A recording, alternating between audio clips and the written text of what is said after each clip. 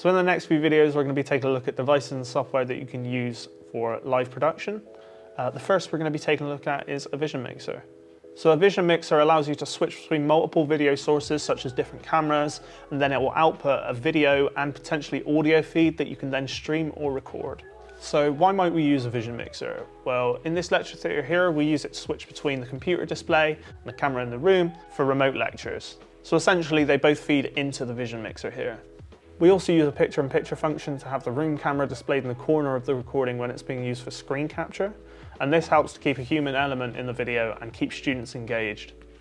So in terms of what options you have for Vision Mixers, there's all different ones on the market, but we tend to go for the Atom Mini by Blackmagic Design. They're definitely a popular choice. But also it's worth taking into account that there is a Vision Mixer built into OBS, which is the streaming software we're going to be taking a look at.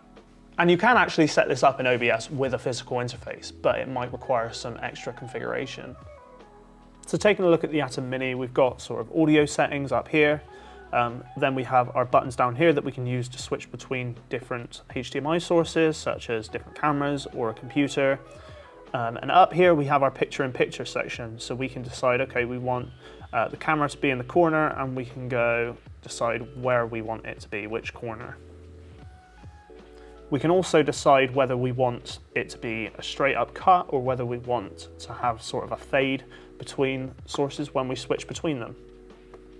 And the output can either be a hardware encoder, so that would just be a HDMI out into something like an Epiphan, or the option I'd usually do is take a USB-C connection out of the Atom Mini and plug that into a laptop or a computer and then access that in OBS.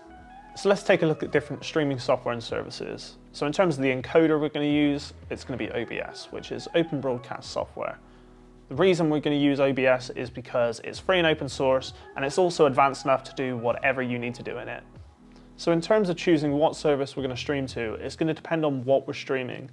Different hosts might be more appropriate than others, so maybe for more non-public streams like lectures, Vimeo is probably the best shout. If you're streaming a big event that's related to something creative or something involving gaming, Twitch can be great, otherwise maybe it might be a little bit too informal.